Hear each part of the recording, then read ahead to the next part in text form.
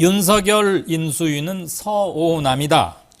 아마 뭐 서울대 50대 남성 이런 얘기인가 보죠? 예, 그렇습니다. 이제 인수위가 새 정부 밑그림을 그리는데 네. 여기에 서울대 출신의 인사들이 가장 많이 포진한 것으로 나타났습니다.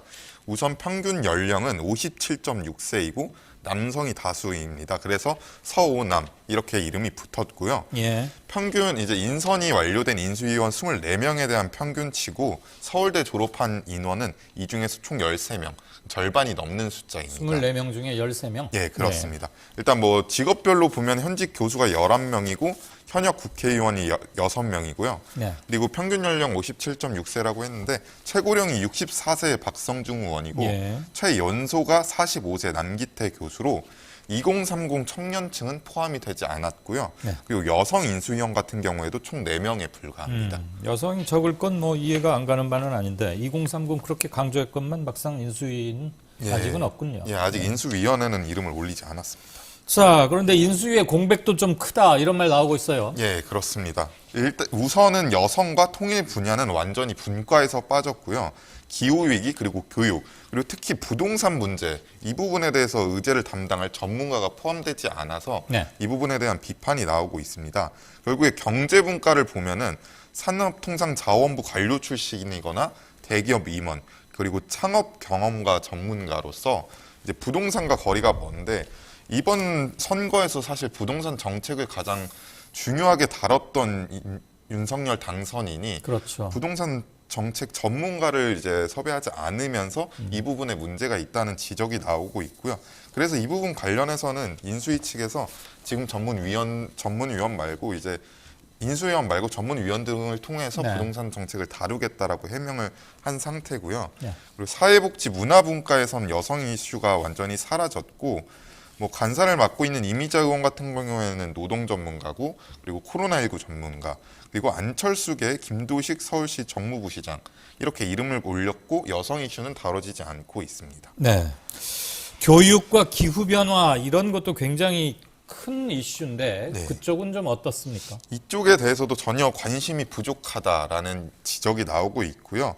외교 안보 분과에 대해서도 미국 전문가 그리고 대북 강경 노선을 선언한 이들이 포진이 되면서 통일 관련 사안은 완전히 밀렸다라는 평가가 나오고 있습니다.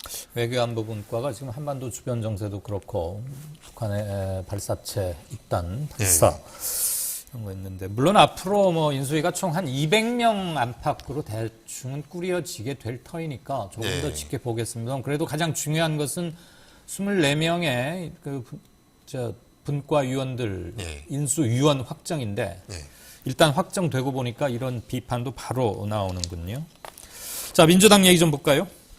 예, 어제 최입의 비대위원이 문재인 대통령은 퇴임할 때 반성문 뭐 이런 걸 남겨야 한다 이랬더니 청와대 출신 의원들이 무슨 소리냐? 당장 사과하시오. 상당히 뭐 대립적입니다. 예, 그렇습니다. 최입의 의원이 전날 중앙일보 인터뷰에서 문 대통령을 향해서 강성 지지층 눈치를 보느라 마지막 사과 기회를 놓쳤다. 네. 퇴임사에 반성문을 남기고 떠났으면 한다라고 밝혔습니다. 그래서 청와대 출신 의원들이 어제 오전에 공동성명서를 내고 선거에 필요할 때는 너도 나도 대통령을 찾고 당이 어려워지면 대통령에게 반성문을 쓰라고 벼랑 끝으로 모는 것은 이게 좋은 정치인가라고 비판을 했고요. 네. 지금 이런 비판이 필요한 때가 아니라 당 비대위가 선거 패인에 대한 객관적이고 냉정한 평가를 위한 프로그램을 마련해야 된다라는 대안을 제시를 했습니다. 네. 최입의 위원에 대한 사퇴 주장까지 나왔어요. 예, 그렇습니다. 민영배 의원이 페이스북에서 광주 현장 비대에서 나온 최입의 망언이 참기 어렵다. 이 부분을 제어할 수 없다면 윤호중 비대위원장도 자격 미달이다라고 밝혔는데 네. 이제 최입의 의원이 광주에서 열린 비대위 회의에서 민주당의 기득권이 가장 강한 호남에서 기득권을 내려놓는 혁신을 해야 한다. 그래서 공천권을 내려놓을 곳을 제안한다라고 밝힌 부분도 있었고요. 네. 그리고 조국 사태를 거론하면서 공정의 가치를 잃어버린 부분에 대해서 내로남불이었고 정경심 교수의 판결이 있었을 때 사과를 했어야 됐는데 이 기회를 놓쳤다라고 말한 부분에 대해서 비판을 했습니다. 논란의 여지는 있고 뼈아픈 대목이라는 건 알겠는데 반성은 좋습니다만 이게 갈래를 나누는 네. 소모적인 싸움으로 비치진 않을까, 그걸 염려하는 분들도 많이 있다는 것을 염두에 두었으면 좋겠습니다.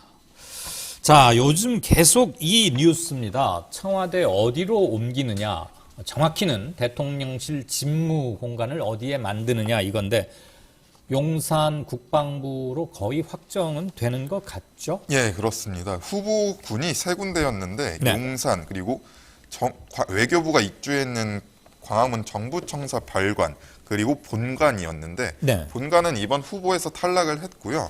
그래서 용산과 외교부에 대해서 오늘 확인을 하게 됩니다. 네. 그래서 이 부분에 대해서 윤 당선인이 이를 공식화한 것은 처음이고요.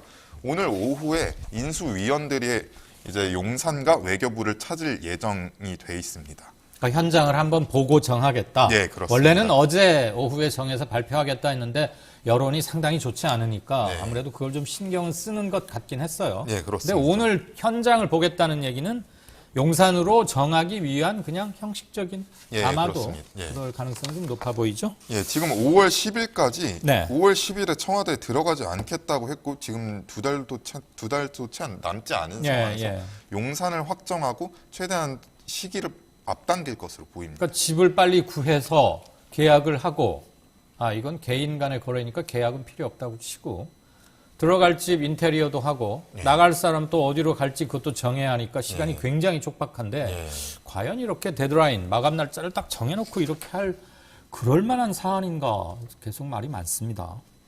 그나저나 윤석열 당선인이 후보 시절에 광화문 시대를 열겠다 이랬는데 어쨌거나 광화문 시대는 좀 힘들어 보여요. 예, 그렇습니다. 그 용산으로 가게 되면 뭐 사과를 할 것이다 이런 얘기도 나오던데 인수위 측에서는 아니다. 우리 사과할 생각은 없다. 뭐가 맞는 얘기입니까? 일단 어제 채널A 보도가 있었는데 네. 일단 윤석열 당선인 측이 용산 국방청사를 사실상 확정을 했고 예. 오늘 용산 시대를 선언할 것이다 이렇게 보도를 했습니다. 예. 그 과정에서 광화문 시대를 열지 못했기 때문에 별도의 사과를 하겠다라는 내용의 보도를 했는데 네. 이 부분에 대해서는 인수위가 전혀 사실 무근이라고 밝혔고요. 알겠습니다. 용산 이전 부분에 대해서도 무게가 실린 것은 사실이지만 아직 논의의 여지가 남아 있다라고 밝힌 상황입니다.